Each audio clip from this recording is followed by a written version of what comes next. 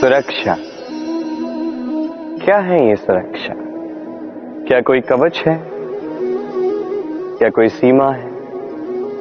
ये सुरक्षा कुछ और है। हमारे माता पिता, हमारे प्रियजन, हमारे मित्र, ये समाज, हमारे शुभ चिंतक, हमारे संबंधी, ये सभी हमें हमारे जीवन में किसी प्रकार की सुरक्षा देते हैं, कोई कवच देते हैं किसी न किसी रूप में।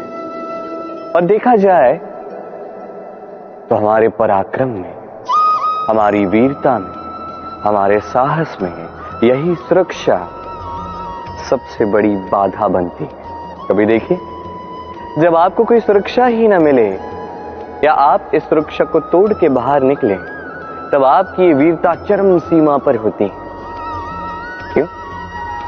क्योंकि तब आप जानते हैं कि अब इस संसार का सामना हमें स्वयं ही करना है। आप जानते हैं कि शत्रु का सामना अब अपने ही बल से, अपने ही पराक्रम से, अपने ही साहस के साथ करना है। तब जाके हमारे भीतर की ये शक्ति जागृत होती है।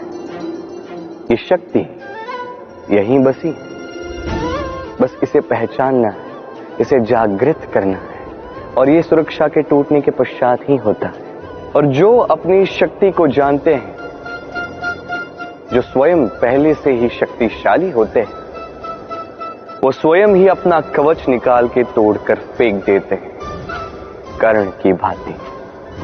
और उसके पश्चात चाहे आपको हार मिले या आपको जीत मिले, वही बड़ी होती है, वही प्रशस्त होती है। इसलिए त्याग दीजिए इस भय को, अपने आसपास के इस सुरक्षा चक्र को तोड़ दीजिए और सामना कीजिए इस संसार का, सामना कीजिए अपने शत्रु का। पराक्रम का ये अंकुर, इसे उगने के लिए बीज के ऊपर का ये कवच, ये टूटना अति आवश्यक है। आइए और मेरे साथ प्रेम से कहें, राधे राधे। कर्म और फल, देखा जाए तो ये समस्त ब्रह्मांड इन्हीं दोनों के मध्य में स्थित है। मनुष्य कर्म करता है अच्छा फल पाने के लिए, और अच्छा फल पाने की चाह में कई बार वो ये भूल ही जाता है कि ये कर्म वो कर क्या रहा है। मैंने कहा था कर्म करो, फल की चिंता नहीं, किंतु ये कर्म क्या कर रहे हो, इसके विषय में सोचना भी आवश्यक है। अन्यथा कई बार हम ऐसे कर्म करते जाते हैं जो ना चाहते हुए भी विष बन जाते हैं। जो हुआ दुशासन के साथ, दुर्योधन के साथ, गुरुद्रोण के साथ। एक की मंशा उचित नहीं थी, एक का विवेक उचित नहीं था, और एक ने जो पक्ष चुना वो पक्ष उचित नहीं था। और ये जो इनके साथ हुआ, आपके, मेरे, हम सब के साथ हो सकता है। मैंने कहा था कर्म कीजिए, फल की चिंता मत कीजिए, किंतु इस कर्म के विषय में विचरण करना भी उतना ही आवश्यक है। देखिए, कर्म करने की उचित प्रक्रिया यही है कि फल की चिंता ना करो, किंतु यदि आपका कर्म शुभ हो तो इसका फल भी नियति आपको ही तो देगी। सदैव कर्म करते समय ये सोचिए कि आपका ये कर्म इस संसार को, इस समाज को, आपके परिवार को, आपके आसपास के लोगों को किस दिशा में ले जाएगा। यदि ये सबके लिए हितकारी तो कर्म करते जाए, और हाँ, निश्चित रूप से फल की चिंता नहीं करनी है। आइए और मेरे साथ प्रेम से कहिए, राधे राधे। लगन, देखा जाए तो 3 अक्षरों का ही शब्द है, और समस्त त्रिलोक उसी पे आधारित है।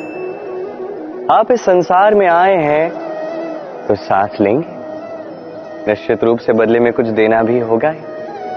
आप पर निर्भर करता है आप देते क्या है, देते क्या है इस संसार को, इस समाज को, अपने परिवार को, और बदले में लेते क्या है, यश या अपयश। देखिए, एक था रावण जिसने समुद्र पार किया सीता हरण के लिए, और एक थे श्री राम जिन्होंने समुद्र पार किया, सेतु बना के गए सीता को वापस लेके आने के लिए। दोनों ने समुद्र पार किया, बस अंतर था तो लगन की समझ का, लक्ष्य का। अनेक लोगों की यात्रा एक जैसी हो सकती है, पर आनंद तभी मिलेगा जब लक्ष्य शुभ हो, महान हो, जिस लक्ष्य में इस संसार का कल्याण होगा, व्यक्ति का सम्मान होगा। यदि आपका संकल्प उचित है तो आपका लक्ष्य भी उचित ही होगा, अन्यथा केवल विनाश होगा। और उचित तो यही है कि विनाश से स्वयं को बचाया जाए। क्यों? तो जीवन में जो भी लक्ष्य बना रहे हैं, स्मरण रखिए वो शुभ लक्ष्य होना चाहिए। यदि ऐसा होगा तो आपकी यात्रा और आपका जीवन दोनों सुखमय होगा। आइए और मेरे साथ प्रेम से कहिए, राधे राधे। वट वृक्ष का बीज राई से भी छोटा होता है, पर जब वो अपना रूप धारण कर लेता है तो एक विशाल वृक्ष में परिवर्तित होता है, जो सहस्त्र वर्षों तक जीवित रहता है, छाया देता है, पक्षियों को घर देता है और यात्रियों को विश्राम करने का स्थान देता है। क्यों? क्योंकि वो छोटा सा बीज वो भूमि के भीतर जाकर अपना खोल तोड़ता है, अंधकार में रहता है, जितनी भी धूप क्यों ना आए, कितनी भी वर्षा क्यों ना आए, सब सहता है। तत्पश्चात एक कली का निर्माण होता है, फिर धीरे धीरे वो एक विशाल वृक्ष में परिवर्तित होता है। देखिए, जीवन में कठिन समय आता है इसके लिए नहीं ताकि आप हार मान लें, इसलिए आता है ताकि आप भविष्य निर्माण के लिए स्वयं को सज्ज कर दें। यदि कठिन समय में आप भी उस बीज की भांति डटे रहेंगे तो आप भी एक दिन उस विशाल वृक्ष की भांति अपना अस्तित्व बनाएंगे, जो सहस्त्र वर्षों तक पहचाना जाएगा। आइए और मेरे साथ प्रेम से कहिए, राधे राधे।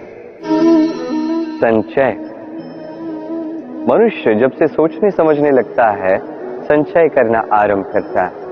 संचय करता है भोजन का, धन का, शक्ति का, अपने लिए करता है, अपने परिवार के लिए करता है, पत्नी के लिए, संतान के लिए, संतान की संतान के लिए भी करता है। संचय करने के लिए उसके पास अनेक कारण हैं और उसे ये लगता है कि इस संचित शक्ति से कोई उसका कुछ नहीं बिगाड़ पाएगा। भूल जाता है मनुष्य ये महत्वपूर्ण बात, ये सत्य। वो इस संसार में खाली हाथ आया था, यहां से उसे खाली हाथ ही जाना है। जो यहाँ का है वो यहीं रह जाना है। यदि कुछ उसके साथ जाएगा तो वो है उसके कर्म और कुछ। इसलिए यदि कुछ अर्जित ही करना है तो शुभ कर्मों को अर्जित कीजिए, आत्मशक्ति को अर्जित कीजिए, क्योंकि परलोक में यही तो आपकी संपत्ति हो। अब क्या ये आपको अर्जित नहीं करनी? आइए और मेरे साथ प्रेम से कहिए, राधे राधे।